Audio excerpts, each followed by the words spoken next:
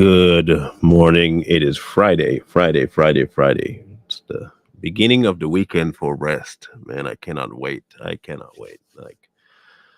I'm going to be happy to get some sleep. Hopefully, everyone's doing well today. Um, it was a really um, deep day yesterday, not for me, especially, I think, for that topic. So I hope somebody got something out of it. That's all I can hope for.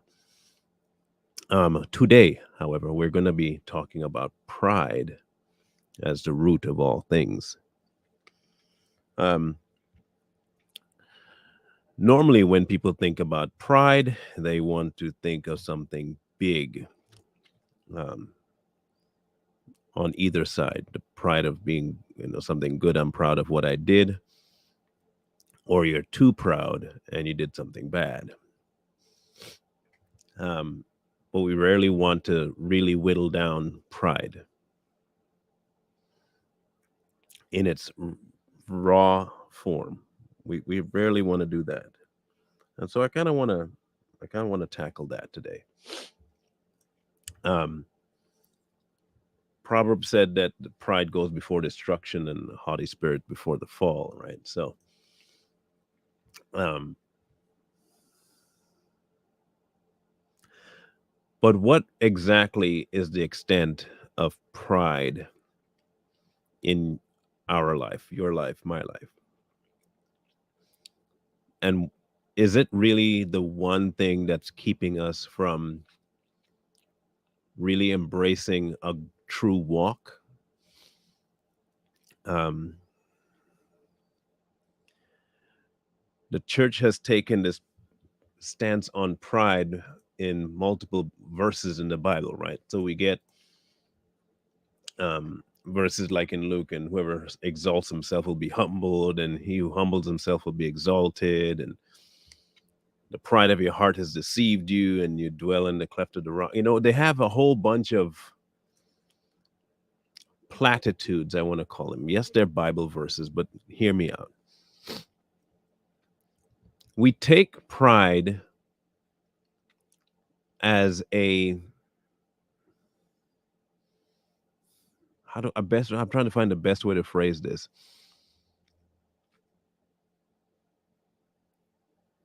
There is a level to pride that's bad, and then there's a level to pride that's good. You go to work, you take pride in your work. That's good. You tell your children, take pride in how you look. Take pride in your grades.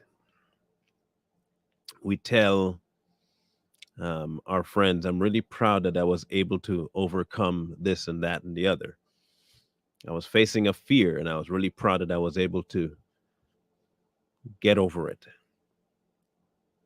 I'm proud that I learned to drive. I'm proud that I finished my gym membership out to where I was weak and now I'm strong.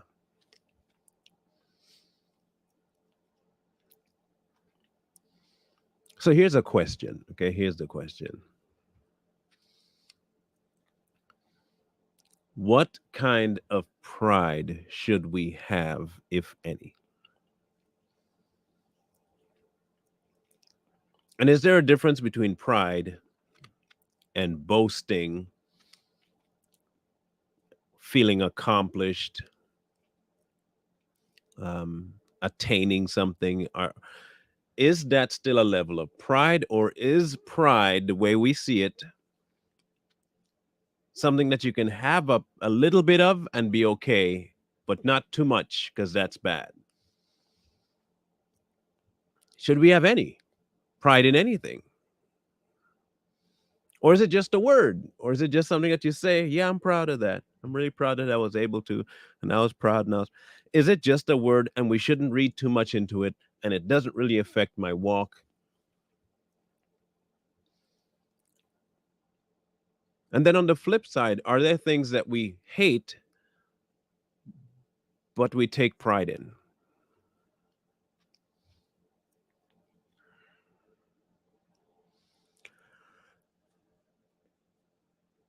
Um,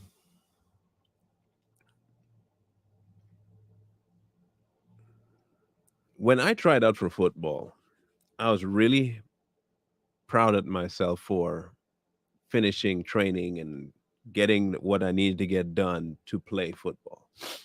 Having gone from never playing football in my entire life to playing football as an adult, I felt accomplished. I was proud of myself. Did that pride create in me a sense of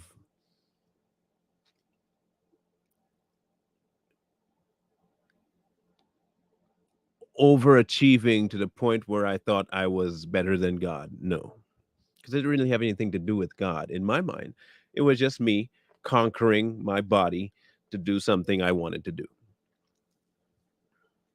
So, is that pride? Is it the same kind of pride? So, the description of pride: a sense of one's own proper dignity or value, self respect, pleasure or satisfaction taken in an achievement, possession, or association, arrogant or disdainful conduct or treatment, haughtiness.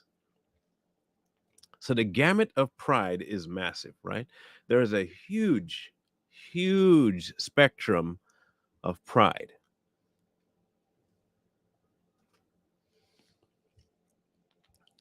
But I do want you to think of one version of pride that we rarely think about.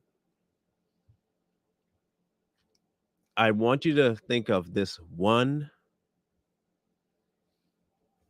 version of pride that we don't like to focus on, or we just ignore, or we just can't see. I don't consider, for the record, being proud of losing weight, of gaining weight, of finishing school, of doing something. I don't consider that the same as pride going before a fall, or the kind of pride that leads to sin. Yes, all pride can indeed lead, but I don't consider if it stops there necessarily that is what the Bible is talking about. Don't have that kind of pride.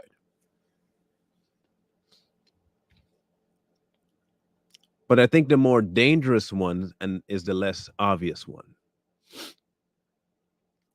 And when I say it's the root of all things, I'll tell you what I mean. There are things in your life that you can pinpoint as, yep, I was prideful in that behavior, and that was wrong. Blatant stuff.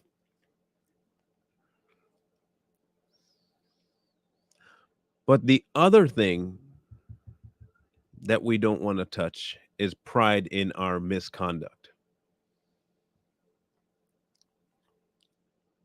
Not that you love doing evil.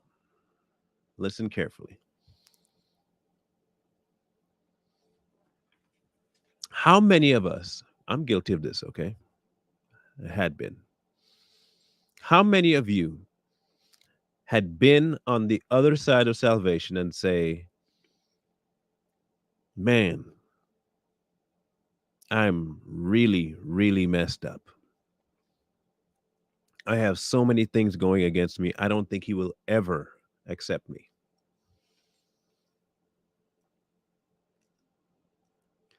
I want you to be aware that's pride.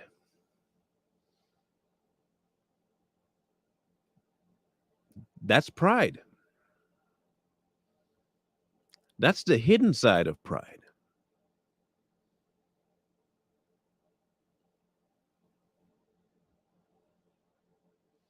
We don't want to accept the fact that we're telling ourselves we are better than God's salvation or worse off to the point where his salvation is meaningless. That's pride.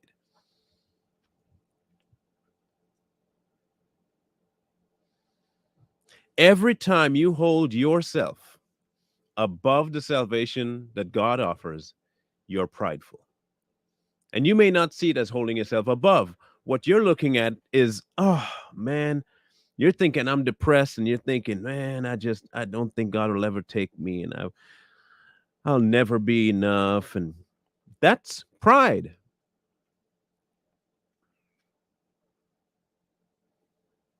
It's just a version of pride that we don't want to admit. That's pride.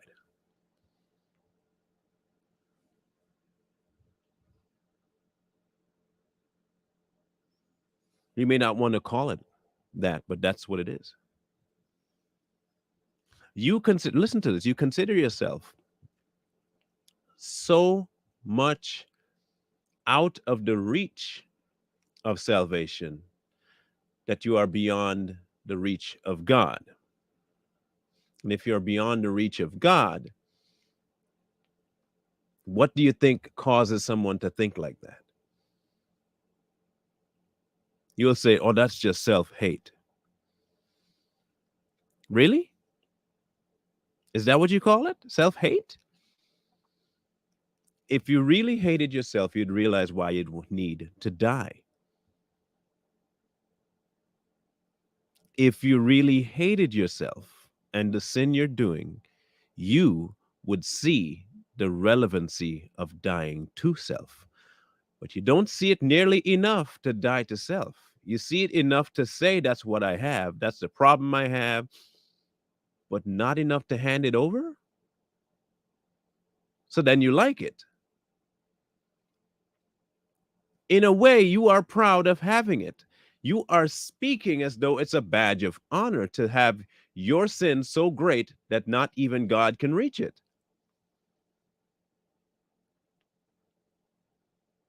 You're proud.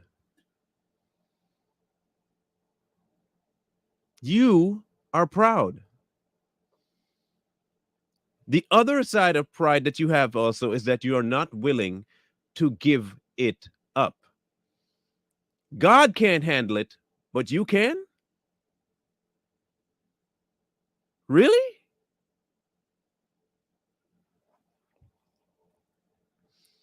I can't take this before God. He won't be able to, he won't take this. He won't remove this from me. He won't accept me. That's pride. That is pride.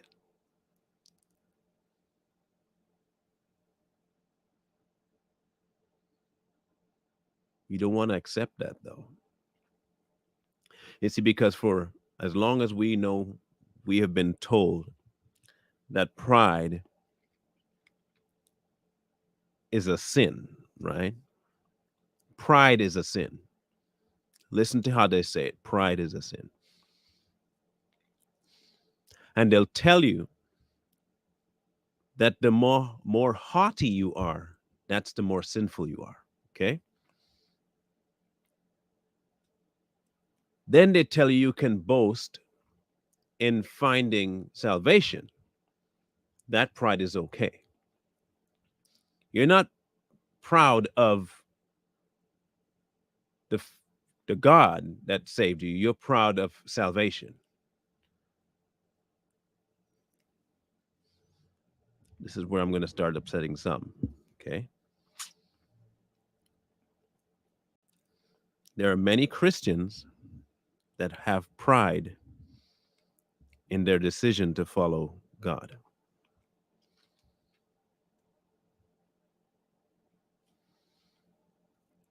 There are some Christians that are just so proud that they chose to follow God.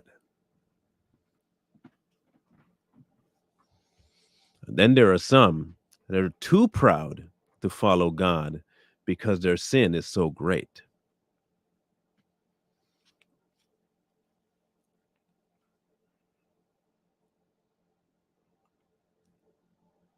Paul said, I will boast in Jesus and his resurrection.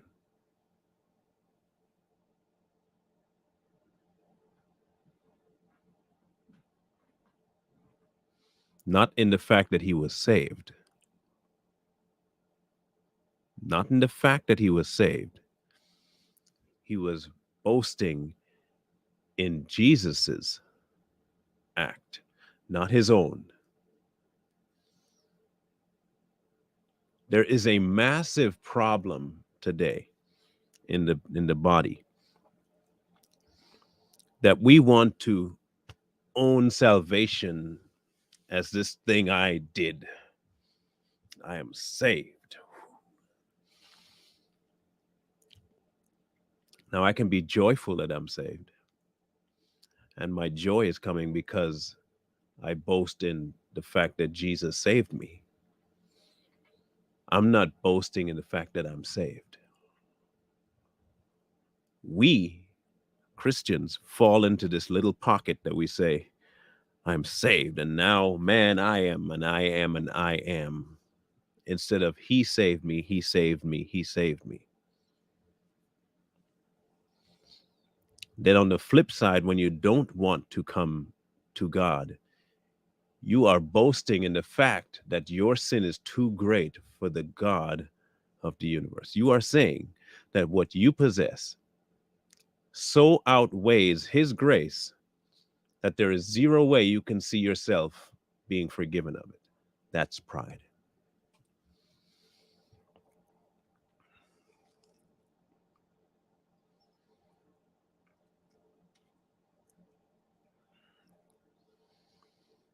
But we don't want to talk about stuff like that.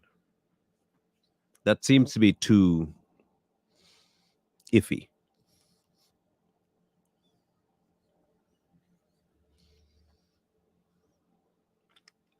I can answer this question for you, legal, because I thought it. I thought the exact same thing, that my sin is too great. And then people will tell me about David, and they'll tell me about Paul, and they'll tell me about Moses and Abraham and all these people.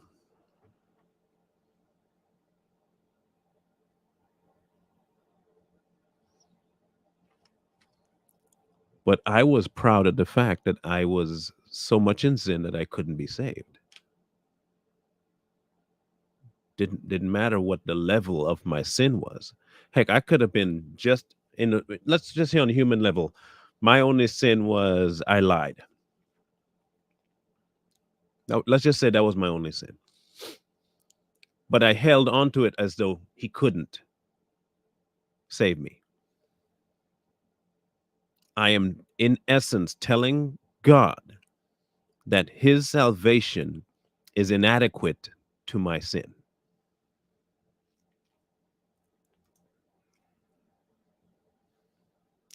It's inadequate to my sin.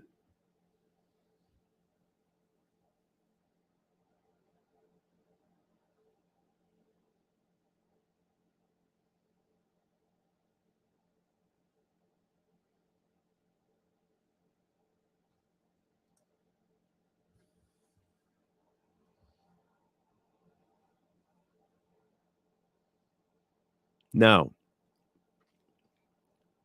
before I continue, if there is any contention going on in the chat room, I would suggest that those involved in it shut off said pride. Shut off whatever pride is raising its head in all of you and get back on track. Just a suggestion.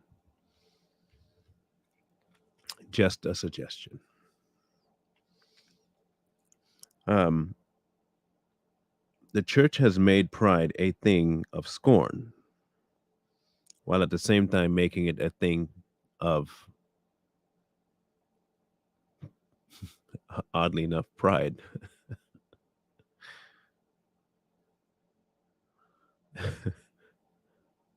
We love to brag about things in the church. Right? We love it. We love bragging about stuff.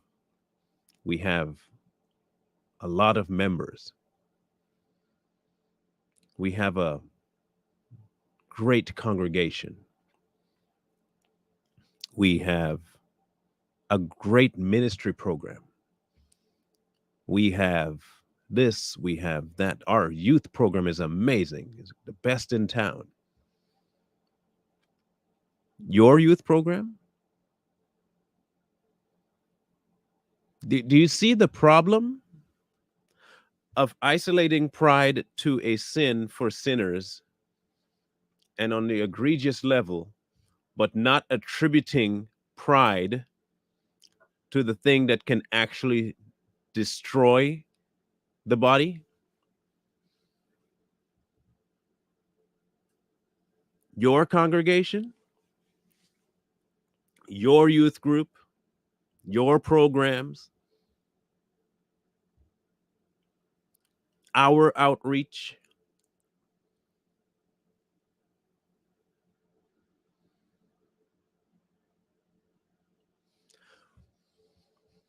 When we are addressing pride,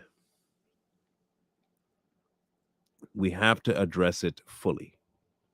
Fully. You have to address it fully.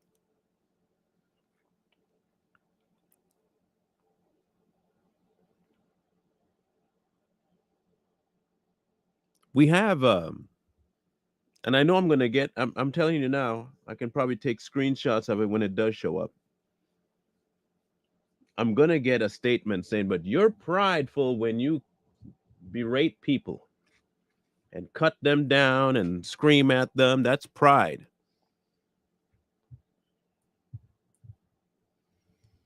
Um, I don't think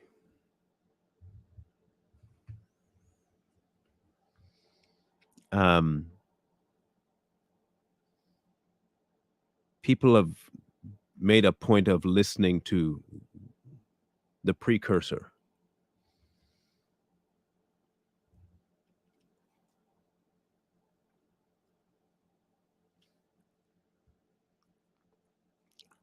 I am very proud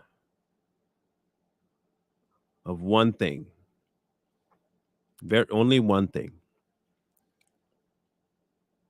that he saved me. That's it. That's it. My pride is in his salvation, not in me, not in my salvation, his salvation. And when people come at the person that saved me, what you might think is me being prideful is me being defensive of his glory. And so people may not like it, but then don't come sideways at my savior. If you don't come sideways at the savior, then I won't have to come sideways at you. It's that simple. And even in that, they don't realize that that too is their level of pride rising up, that they felt the need to go against God and were proud to do it, but mentioning my pride. And you see what I mean? The church today are no different than an unbeliever. I'm sorry to tell you, but the majority of them are not any different. I have gifts. I have this calling. I have this. I.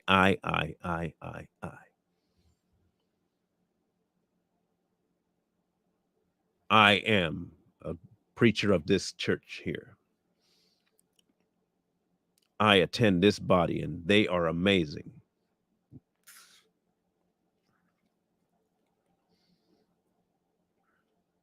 We have completely lost the true view of who owns things. We don't.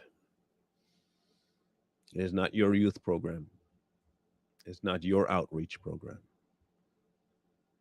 It's not even your building if you want to consider it. It's none of it is yours.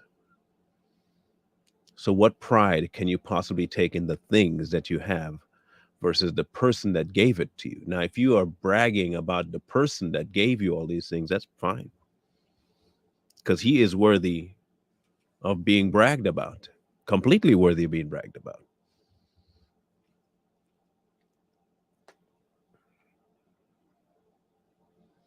But we don't want to admit to the smaller things.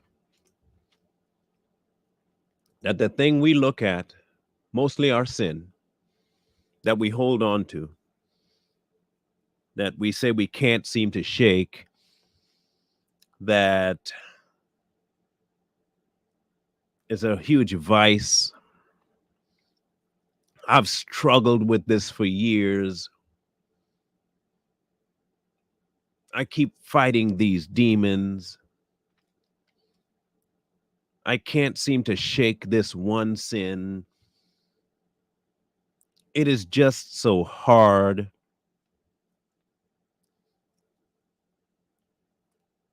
You are prideful. You, you're prideful. You are actually, and you may not want to admit it. I didn't want to admit it. You are proud at the fact that your sin is so huge that God can't reach it. You're proud of this because every time someone brings it to you that you need to hand it over, you say what? It's too big. It's too much. I cannot overcome this. Of course you can't. No, duh. He never asked you to overcome it. He never asked you to defeat it. He has never asked us to do any of that. Not once.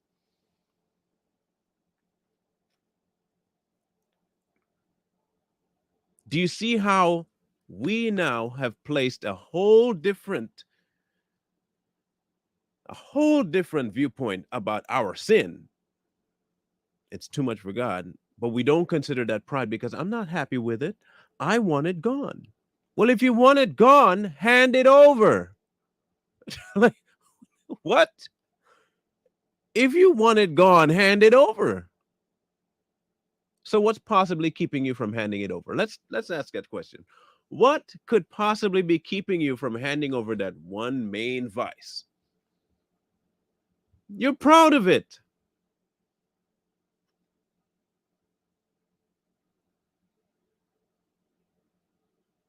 You're proud.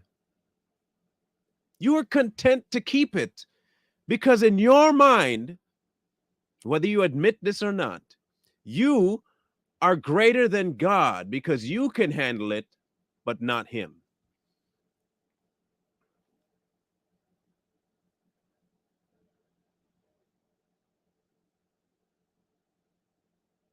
Yeah, I've heard that before, Hester. You can't forgive yourself. If that was possible, if it was possible to forgive yourself, why would you need Jesus?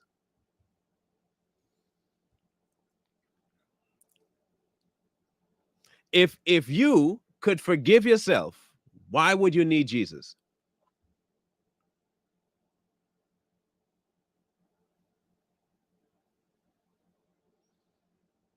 God did okay. Please, anybody, and I'm not talking at you, Hester. I'm using your point. Okay,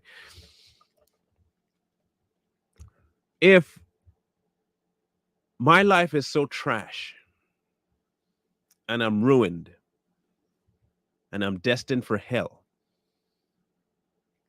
you're telling me that I need to forgive me of the things I've done against God? But I transgressed God. I didn't do anything against me. I did something against God. So what am I forgiving myself for? Learn to forgive yourself for making that mistake. Learn to forgive yourself for learn to forgive yourself. If that were possible, we wouldn't need the salvation that Jesus offered. We wouldn't need it. He would just say, "Forgive yourself and then come to me."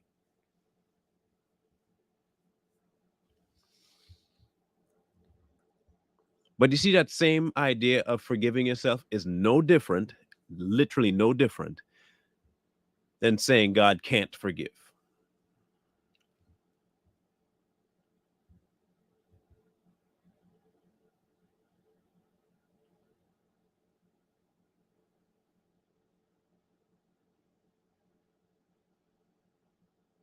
Now, on the flip side, it said to love yourselves to death, right?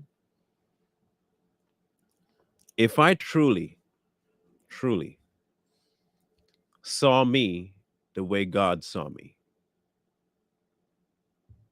not the unsaved me, the saved me, I would have zero problem handing over any and all things that keep me back. No problem. The unbeliever has a hard time doing that. Forget. I'll get to you in a minute, Karen. The unbeliever has a hard time doing that because they don't fully understand God. The believer thinks he fully understands God and still has a hard time doing that. So, what's the common denominator? Self. You are the common denominator because what you don't want to hand over, you won't hand over. What you consider too big, you won't give over. You have it. That's pride. Forgiving other people, as Karen was asking,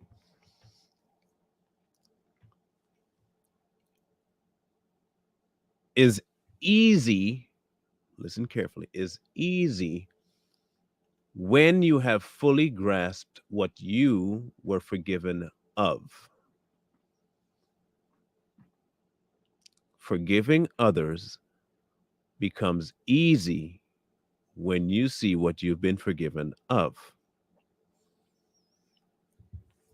Paul and Barnabas loved each other.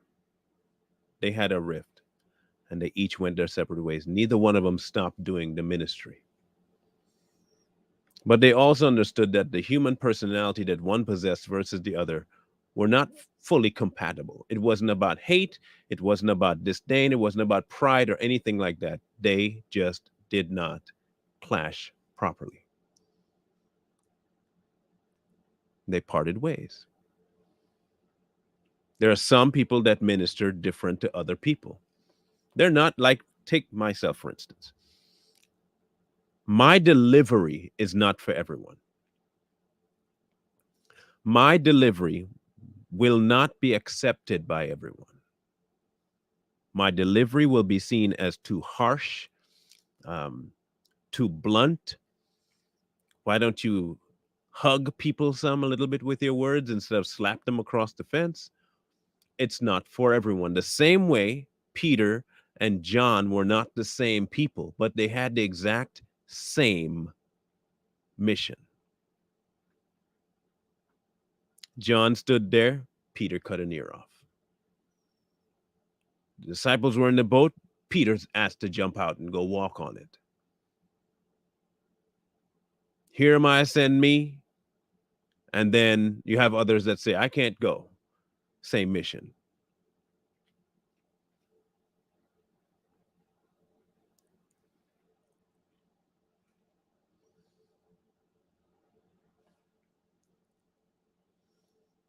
But it's not for everyone, right? But forgiveness is natural because you understood what you've been forgiven of. And I don't have to have association with the person just because I forgive them.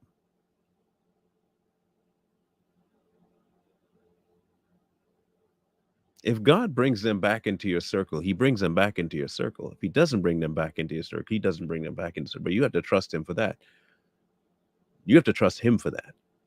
You don't go out of your way just because you've forgiven somebody to say, hey, come on over to my house and let's just have a grand old time and we just spend every waking hour together from that point on.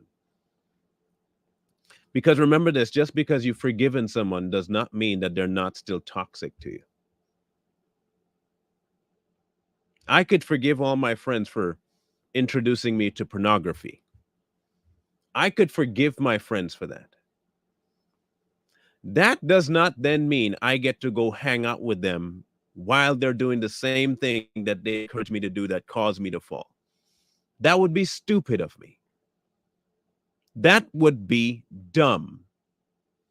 I would not go put myself in a position to amplify the temptation of the flesh simply because I forgave somebody for introducing me to something. If my body is going through all kinds of detox for alcohol and I forgave the person that first introduced me to alcohol, then I go sit with them in a bar because I forgave them. Makes no sense at all. No sense. I will make sure to stay away from the very presence of evil. I will avoid it at all costs. Just because I forgave you does not mean you've even changed. I could forgive a myriad of people that have not handed their life over to God. That doesn't mean I'm going to go hang out with them and chill with them. They have their own walk to make now. But for me, I have forgiven them of whatever transgressions they had against me. They're forgiven. That has zero bearing on me putting myself back into a situation where I know I should never have been in to begin with, and I should not ever go back to.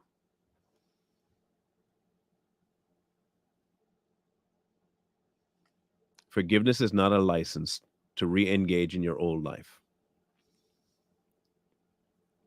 It's not.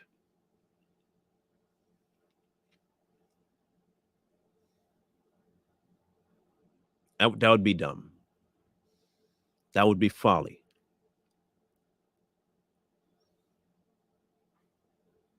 And you know what would tell you you can do it? Pride. Pride would tell you, oh, you can handle that. You'll be fine. You're forgiven now. Remember? You're saved now. So you can do anything you want.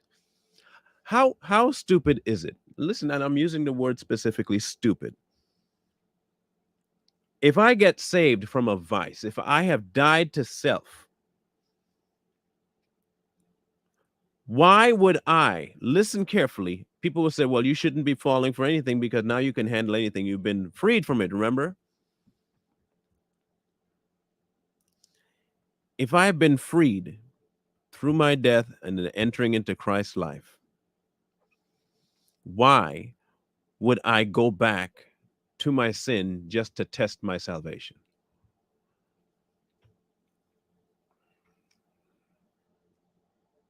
I'm not going to do that. That is exactly the same thing and view you have to have with forgiveness. Not everyone that you have encountered changes. Not everyone that you've encountered encounters God. You want them to, yes. But you encountering God means that now your focus is on God, not on them. Your focus is on God. And as long as you stay focused on God, they will have no choice but to see it. I won't even go associate with them. But Jesus ate with tax collectors.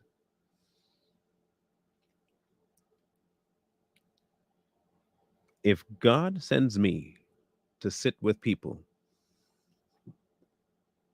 that he wants saved because their heart is ready, he will send me. I am not going to intentionally, however, say because I have forgiven them, it's an all clear. You have to be wise.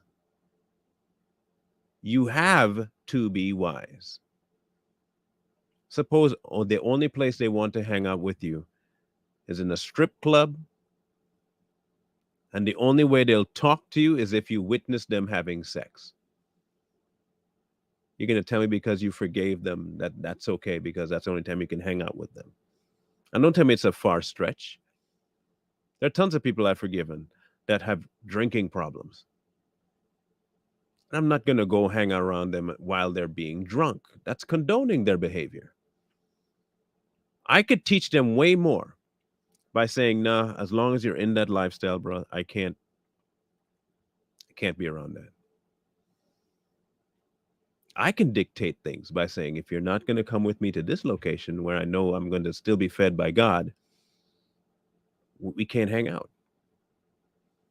I love you, I forgive you, but I can't do that. I'm not going to condone your behavior by hanging out with you.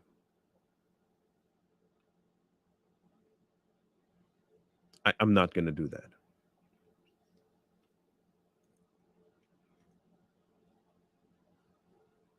When Jesus ate with these people that were of ill repair in the community, It was not a regular occurrence. And he met with them in a neutral location, homes, away from their vices, away from their monikers.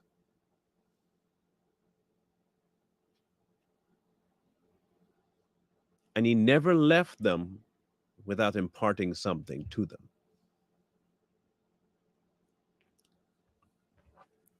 We have taken pride and forced it into an action for when it's bad, and we force it into an intention when it's good. It's only pride when you do something.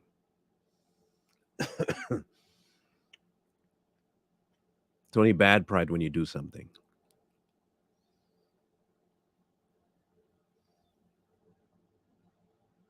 But I want to let you know something, to look at it, just look at it for a minute through this eye, okay?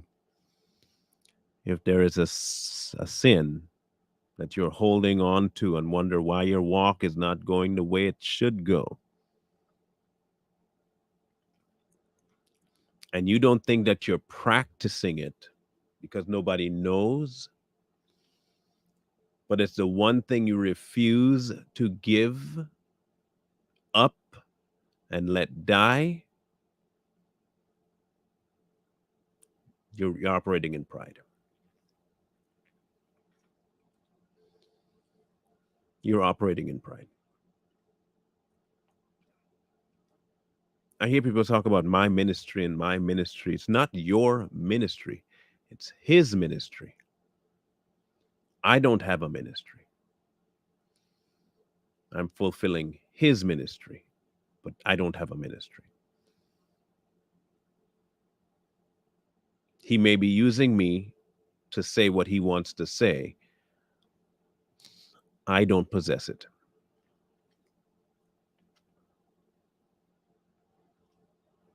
I simply do not possess ministry.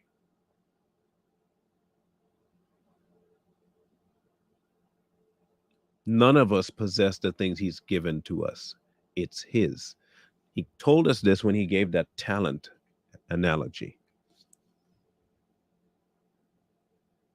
He gave them the talents, right? They were not theirs. It's his. And when he came back to ask them about what happened with it, he ought to be given an account because he's the one that gave it to them. And when you become prideful, you are the one that hides that one talent.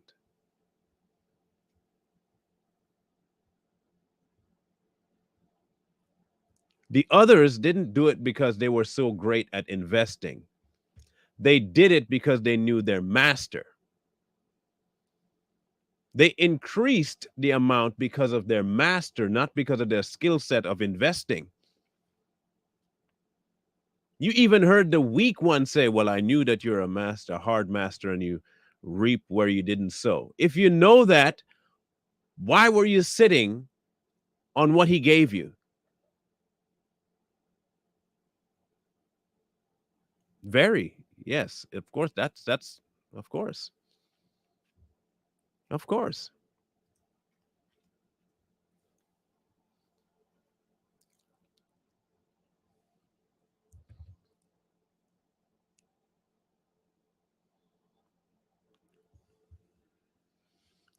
I'm going to answer this question, but I'm going to let people know that this is a very interesting statement, okay, that I'm going to make. I don't keep beating people over the head that I know about things. I just don't. May tell them a couple of times, but that's it. Then I'll let God do what he's got to do. If I'm directed there again, I'm directed there again. But I don't go after and repeat something to old people over and over and over. I don't do that. Ears to hear, let them hear thing. That's me. I disagree because the person is putting in the work of meditation and studying and obedience to Jesus Christ and deserves to be acknowledged. No, they don't deserve to be acknowledged. None of the disciples wanted acknowledgement, not a single one of them. None of them sought acknowledgement, not a one. This is our problem in the church today. We want to give acknowledgement to men. God chose them. God set them on a path. You acknowledge God for doing that. The words they gave you is for you to find a deeper relationship with God, not for you to honor them for giving you the message. The accolades belong to God. The acknowledgement belongs to God.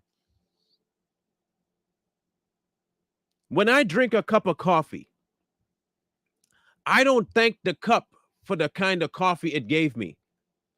I'm in awe at the taste of the coffee, not the cup. In fact, the cup can make it worse, not better. The cup can burn my hand before I even get to taste the coffee.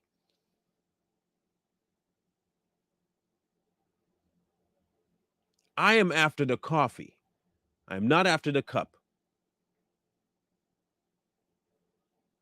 I am after the coffee.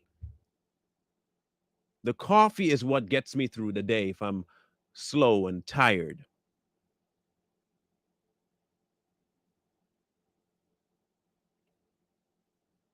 I am never going to acknowledge a person above Christ. They do not deserve to be acknowledged. They may want to be acknowledged, but they don't deserve to be acknowledged. Like in any way, shape, form, or fashion do they deserve to be acknowledged.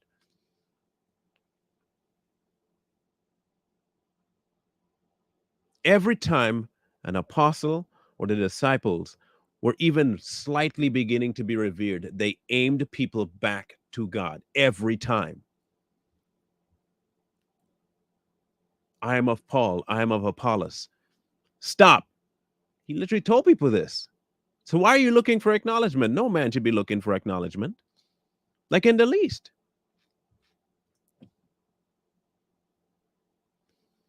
Do you know how come the Lord sends people to those that he knows he's going to teach them correctly because he's rewarding them because they're obedient? Rewarding them with what? Rewarding with what?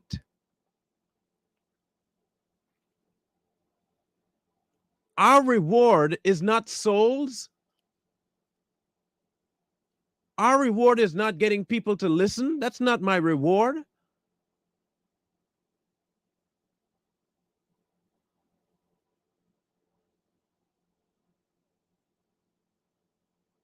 He's not rewarding me with people. That's not a reward. That's a problem. If you are viewing the people that God sends to you as the reward, you have a massive problem on your hands. That is a massive problem. That is where we get involved in how many numbers are in my church because I've reached so many. You've reached so many. You haven't done anything. I haven't done anything. I don't do anything. I don't want accolades. I don't want reverement. I simply want to be the vessel he asked me to be. And whatever his words do through me, they do. Both in the conviction level and the encouragement level. I don't care when I said it. I don't care once it leaves my mouth. It's his words. He does with it what he wills.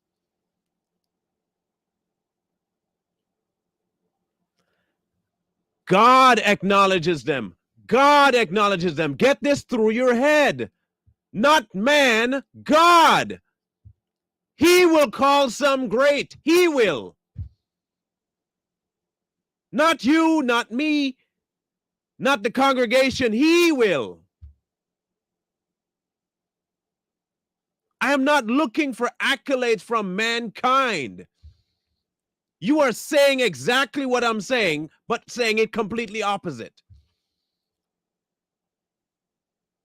No man deserves praise on earth. Not a one. No one. None of us. No one has. No one.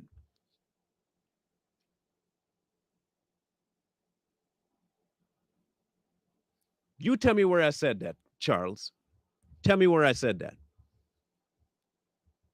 Show me where I said you don't need to be a pastor and you don't need to be a deacon. Tell me where I said that.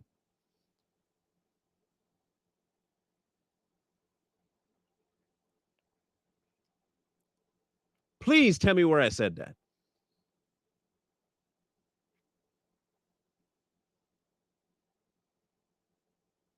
Secondly, who picks that? You? You get to decide if you're a pastor or a deacon? Who decides that? Who calls?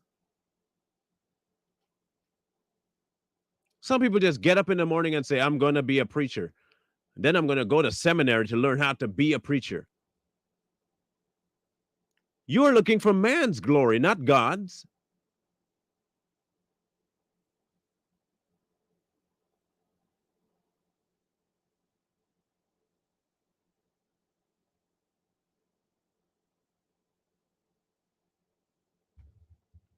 Watch this.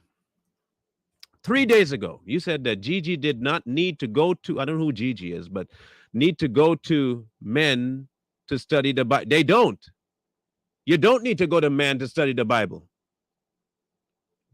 You're telling me that man gives the title of elder and pastor? Then there's your problem. There is your problem. You are a worshiper of man. I'm going to call it right now. You love man more than you love God. I don't need to go to seminary to learn about God. I don't. I don't. Paul didn't go to no seminary. Peter never go to no seminary. They followed the living word.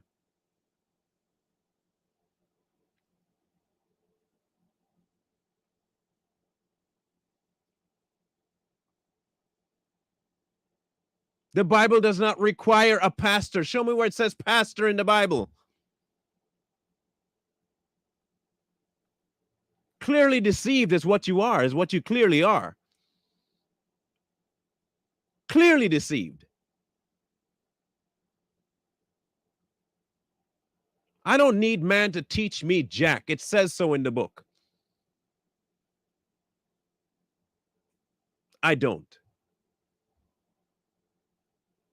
I don't need man to teach me anything.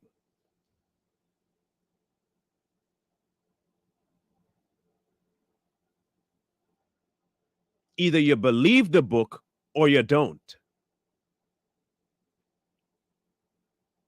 Show me where he requires pastors after his own heart. Please show me where he says that. I'll wait for you to find that verse where it says Jesus requires pastors after his own heart. You show me this. I'm going to wait for this one until the sheep come home, until my hair goes back black, and I lose about 5 feet. You show me where that statement makes any sense in God's world. You told me, show me. You said it. Show me. Show me where it says that Jesus requires pastors after his own heart. Because I'm guaranteeing you now, you'll be looking for quite some time. You're going to be looking for a long time.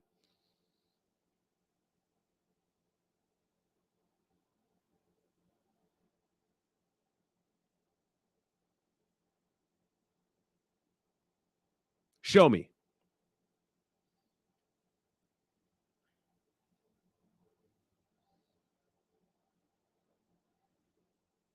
I will tell you this.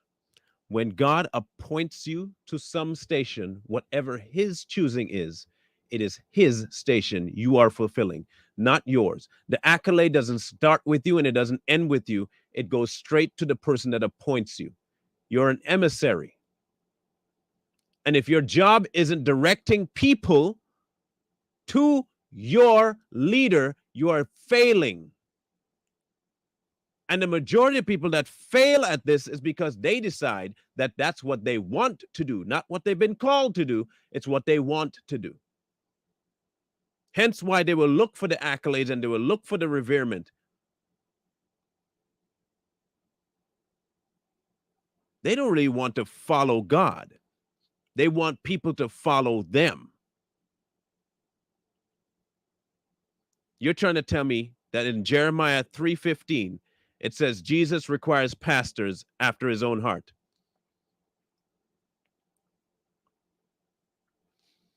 Milton, I want you to read that and read the very first word. The very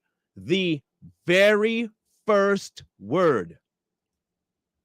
Just read the very first word. Before you spout that whole verse off, read the very first word. Read it. He. He.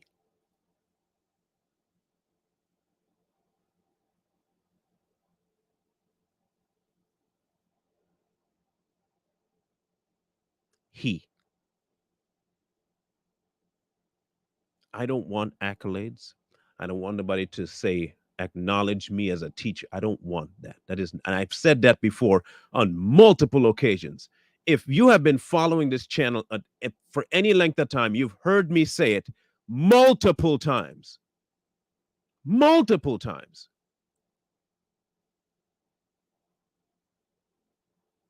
Multiple.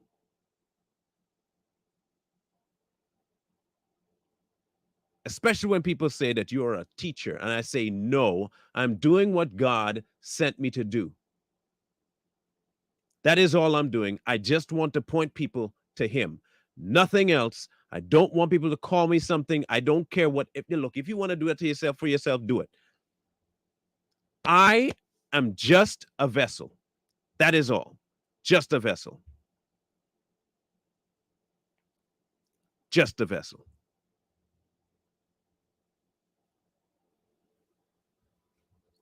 Nothing else. If someone came up to you and said, should I listen to you or should I listen to Johnny about the Bible? What would you say? Talk to God about it. That's what I would say. And I've said that on multiple occasions. But if apparently people don't have two ears to hear, that I don't know what to tell you. I have constantly said, in fact, it's almost every time I speak, I say, take it to the author. I always tell you this. How is this hard? How is this difficult?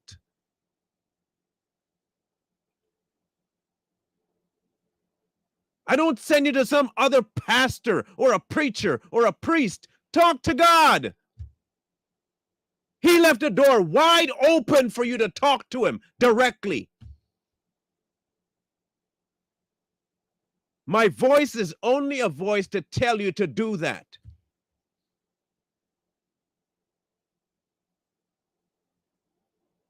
I don't know how people keep missing that over and over and over and over. I don't know how many times I have to say it. Do I need to get it tattooed on my forehead or something?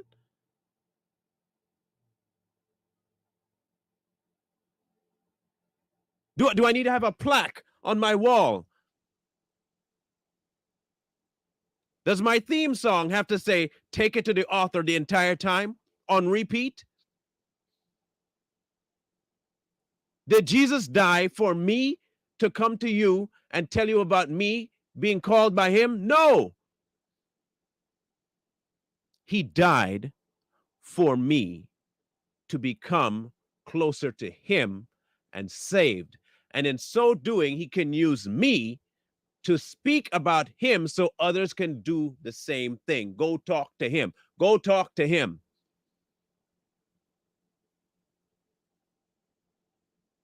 Don't want the accolade. Don't want the title. If he gives me a title, he gives me a title. He gives it. And I'm not going to use it just because. I am doing what he wants me to do. I'm a vessel. I want people to focus on the coffee. Focus on the coffee. Stop worrying about the blooming cup. Take your eyes off the cup. The cup is inconsequential. He used a donkey, for crying out loud.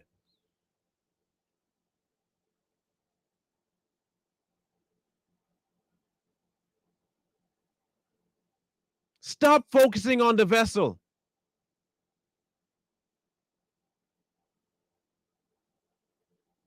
Listen to Geno Jennings. Listen to Vodi Vakum. Listen to this. No.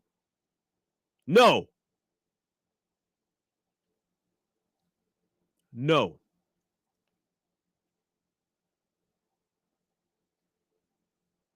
The same way I don't want people just showing up in this podcast for me. I don't want it. And I want you to be sure, please be sure, when you talk about the things that are coming out of my mouth, that you give all due reverence to the person that put me here.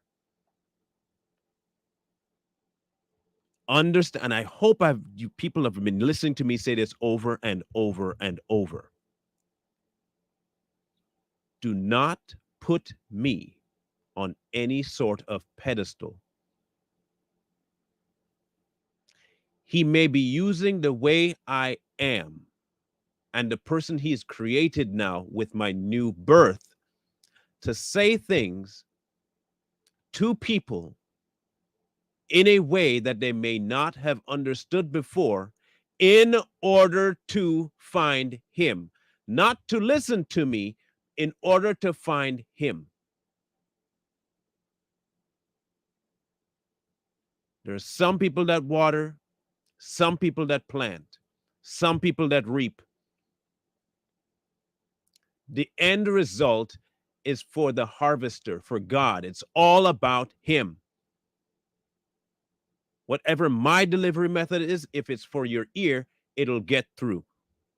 Whatever Geno's is, whoever, if he's called, it'll get through.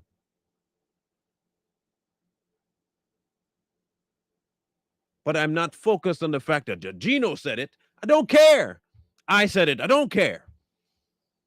Is what they're saying true? And the only way you can figure that out is to go talk to the author. I don't know how many times I'm going to say that. Talk to the author. My job that I was issued, that I did not want, and he knows that, and I did not consider myself qualified for. I had no intentions of doing. I did not seek after it.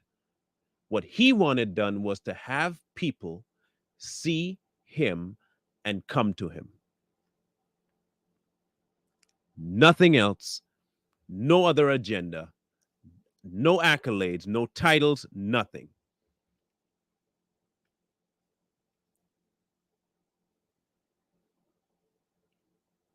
If something I say hits awkwardly for you, there is a very simple answer to your dilemma.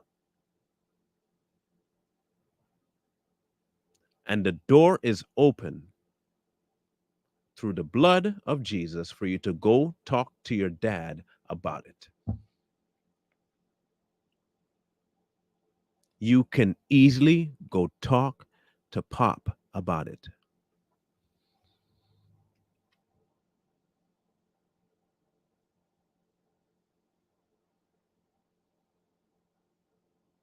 And that's exactly what he wants. He wants that one-on-one communication with you so he can impart himself to you in your innermost being. He wants you to know him so deep that no vice on earth is worth your time. You can't get that level by people. You can't get that from sitting in a Sunday morning pew listening to somebody else talk about how deep their faith is. If they're not directing you to find your own deep faith by talking to God, they're not doing you a good service.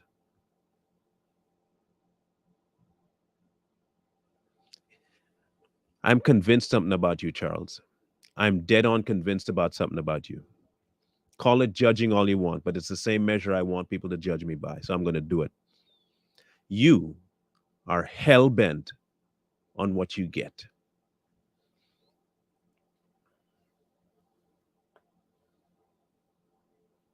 You are hell bent on what you're getting. What at the end of all of this, you're going to get. What some people going to get. I don't care what my position is in the new kingdom. I don't care. I don't care where he places me. I just want to make it. I don't care. Left side, right side, front of the line, back of the line. I don't care. I just want to make it. I don't care about my reward. My reward is already, most of my reward is knowing God. That's the biggest reward I can have right now. Whatever he deems necessary to place me at in his kingdom is up to him. I don't care where he places me because I will be in his presence. And that's the biggest reward I can ever ask for.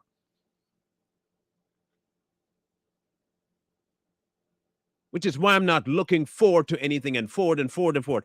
I am taking my portion now. And my portion now is knowing as much as I can know, getting as close as I can get, and being as one with him as I can be. Now. Because he's afforded me that now. I have no control over then. None. I have zero control over where he places me in his kingdom then. So I don't care.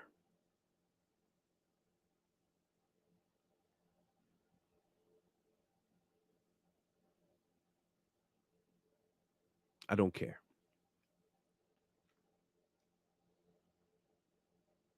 Exactly, Dolores. Exactly. I'm glad other people saw it. I don't have to point it out now.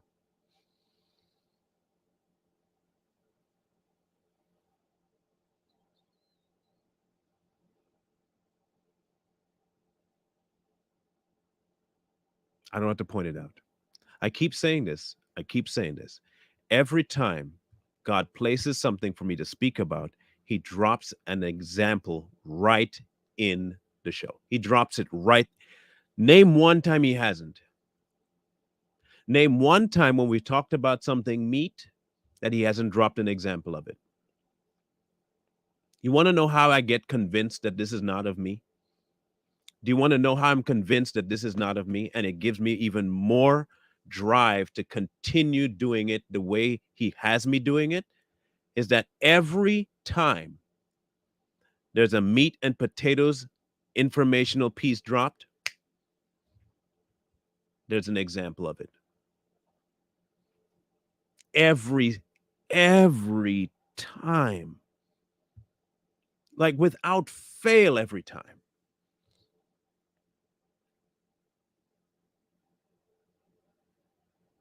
People, please listen. Time is short.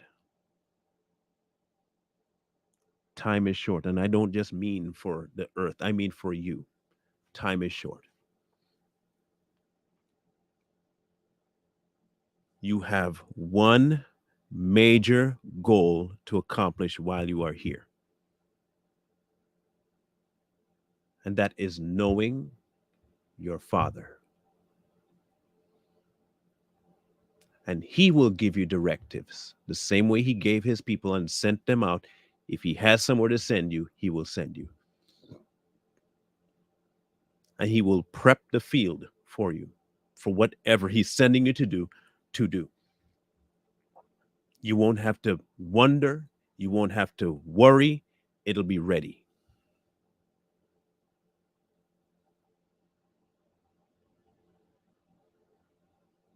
You won't have to prep, plan nothing. None of the disciples prepped or planned. He just told them to go. Just go.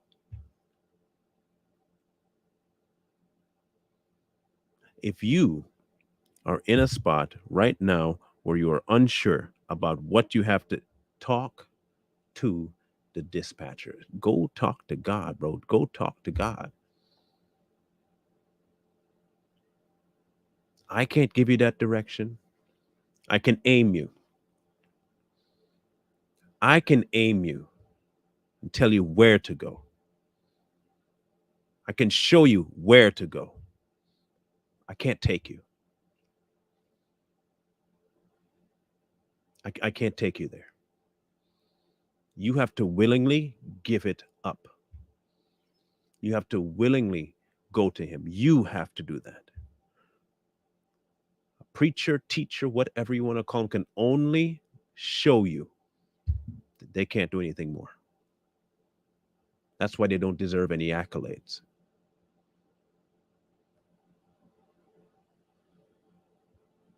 They are just a sign, a buffer, if you will, on the bowling alley floor.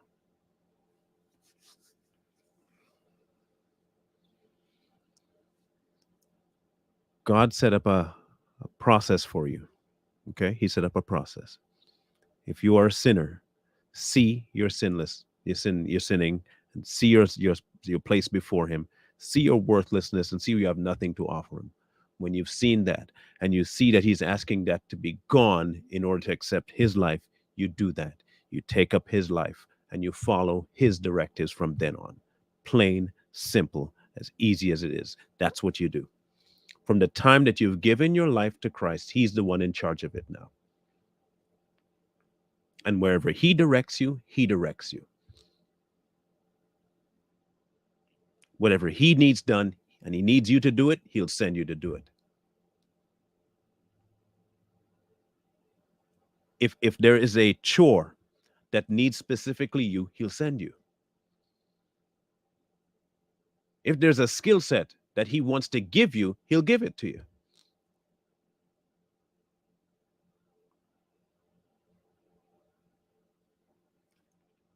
I didn't ask God to put me on a mission path. I did not ask him this. I was not searching for anything to do for the kingdom. But when he got a hold of me, after I willingly gave all of it up, when I gave that up, he could do something. He could, not me. He could. And he created a whole new persona. He gave me a whole new person to be. Who you are seeing today was not who I was. I'm telling you now, not the same person. Not even remotely. If you are not willing to cast what you want aside for God, at least be adult enough to admit it. And if you think your sin is too great for the blood to cover, then you must be right. And your pride will keep you exactly where you are. Those are all your choices.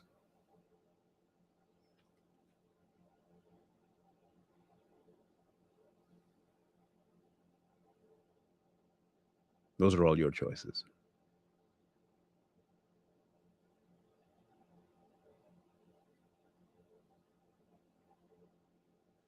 And here's my last bit of advice to those listening. Don't be like this. Don't be like this. I'm just asking you to not be like this.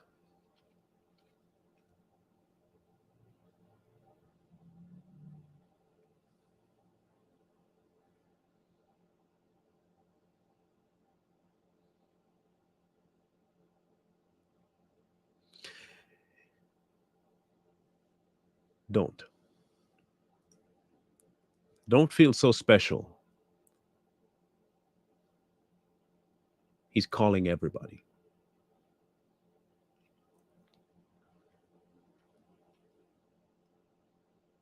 He picked me out of all the millions of people on earth.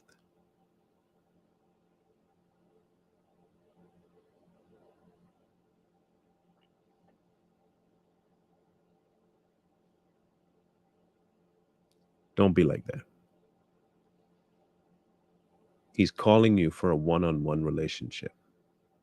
That is it. That's it. He wants you. He wants you.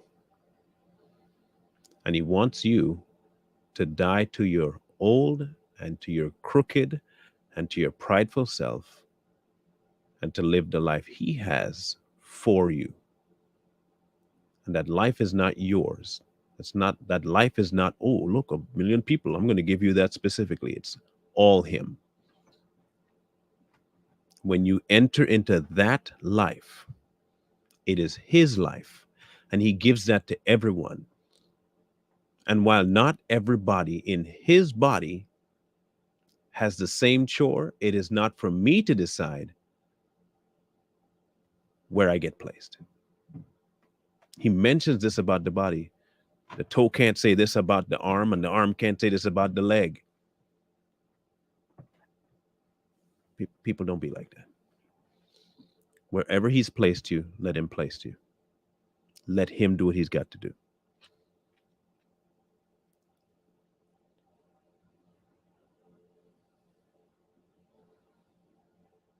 And when the glory comes, it doesn't come to your name, it comes to his. And when people are one because of the words, they're one because of his words, not yours. When people see the folly of their way because of things you say and how you say it, it's not because of you, it's because of him. He changed my speech patterns. He changed my education level. And I didn't have to go a single location to find it. I didn't have to be taught of any man. This is why I know it's factual. I don't know the stuff because I studied. I'm telling you, I don't. I don't go and feed through and just like, man, I've never been that. If God wants something done, he gonna do it with or without me. I am just grateful. I'm grateful that I can be used. I am grateful to him for that. Not proud, grateful. And if at any moment he has done its work and he's done with the course that he set me on, and this is no longer my course, perfect. Whenever he's done, he's done.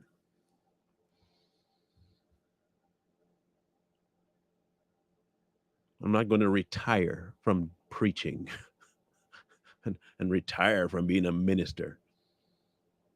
Whenever God says my path is up, my path is up. Whether through death or whether he tells me that's it. You did exactly what I wanted you to do. Perfect. But what I'm not going to do is not fulfill what he's asked me to do. And I'm not also, but this is what I'm also not going to do is not direct people to him. I'm going to do that as often as I can and at every turn that I can. Go to the author.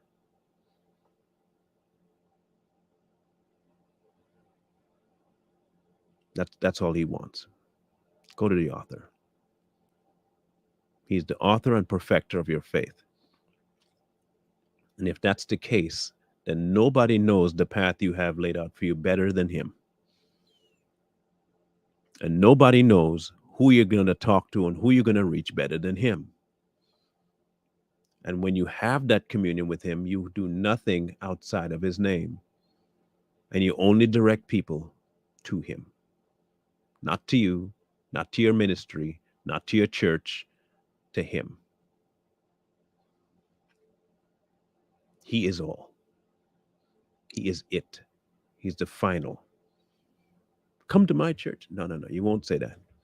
Come here. No, no. What you'll say is like, God's got you, and He gonna put you where He wants you to be put. No one else. I don't get to decide that.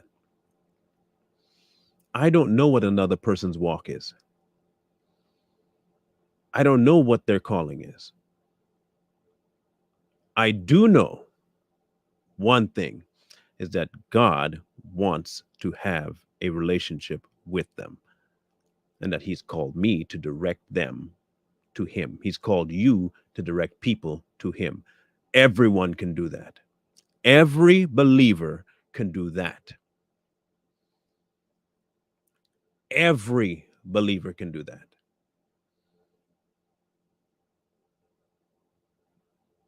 So do it. Do it. Stop delaying and do it.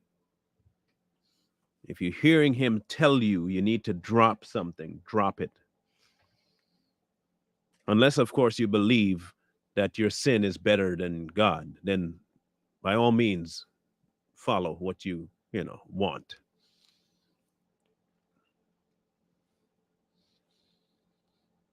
But if your sin outweighs His salvation, man, that's amazing. That's amazing. So be it, I guess.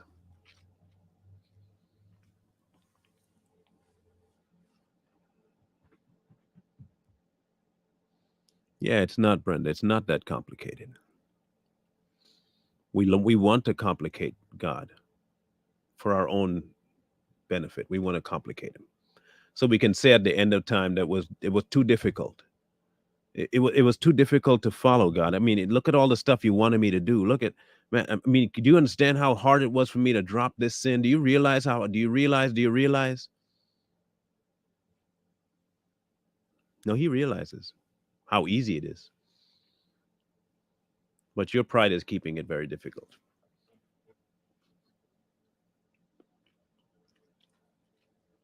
Your pride is doing that.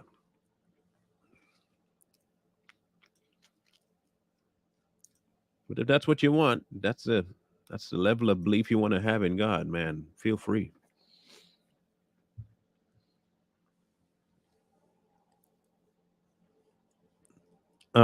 Like I said, next week, there's only one change to the schedule next week. Um, I won't be doing the discussion on Monday with Richie. He has another appointment that he can't make ours with, so I'll have to replace that one. But I still be tackling pornography on Tuesday, marriage and men's headship on Wednesday. Thursday is Money to Market the Beast, and is the church a building on Friday. I just got to wait and see what he dumps on me for Monday. I won't know until he dumps it.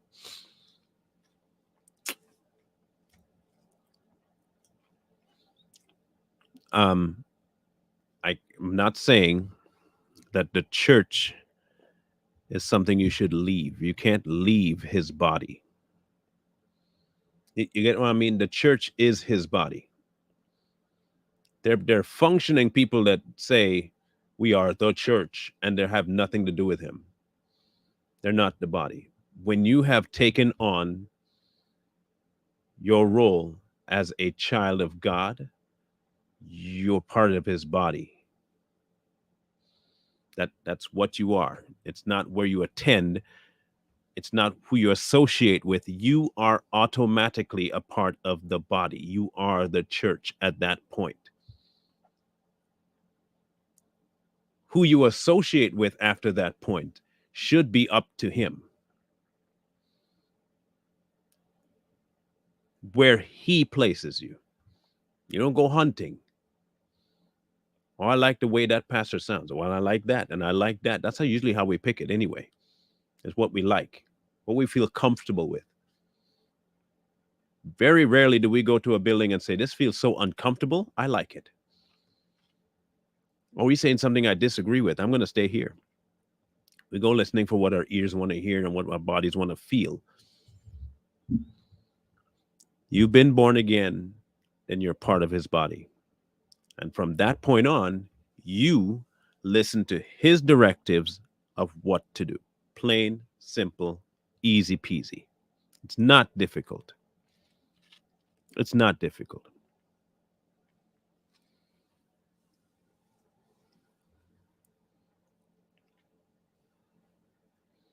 It's not difficult. Of course, if we don't trust him, then it's difficult.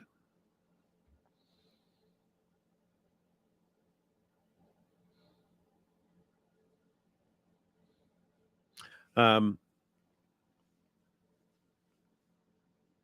Make sure you guys do me one favor. I do have one favor. Um,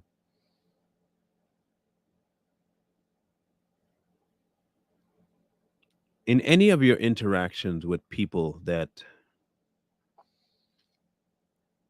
may tell you that they're having a hard time surrendering anything to God,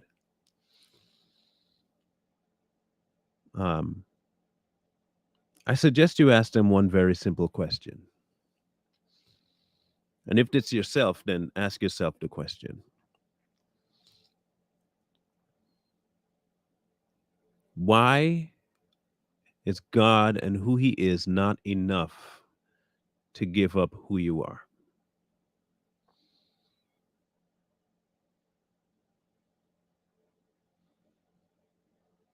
Ask them that one question.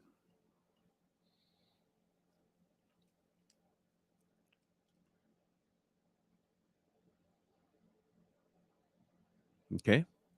Every time. Just ask them. Here is the YouTube channel for those who have not been subscribed yet to Straight Talk.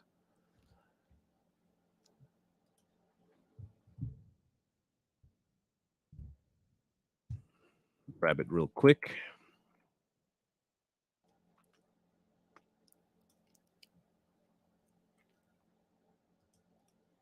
Copy. Here is the link there. Okay, there's the link.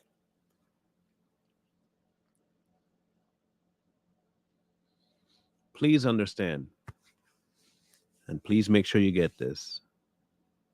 My directives from God was to lead as many as I could because of how I deliver that he gave me to the throne to ask him to impart himself to him. That's all my job is.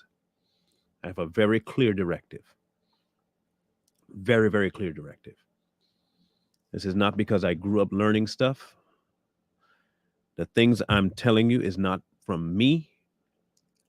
I don't remember 90% of the stuff I say. In terms of how I deliver, I cannot tell you after it's done how I did it. I cannot. I will blatantly tell you I can't. I don't remember 80% of the stuff and how I say it. I don't remember. It's true to me, but I don't remember how I do it because it's not for me to hold on to and brag about. It's not. Thank you, Stephanie.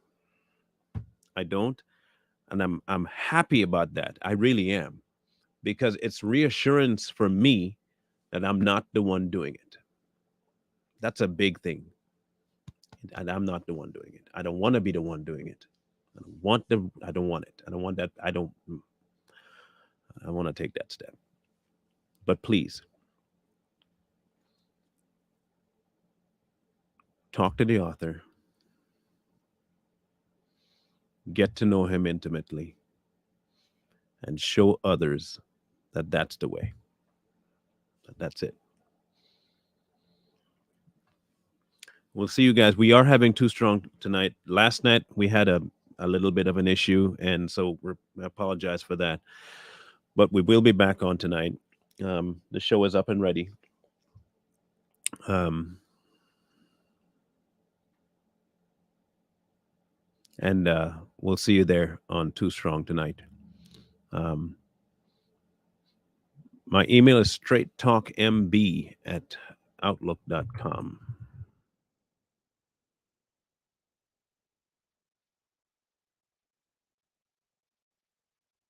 Here you go. There's the email. Wisdom calls to you from the street, people.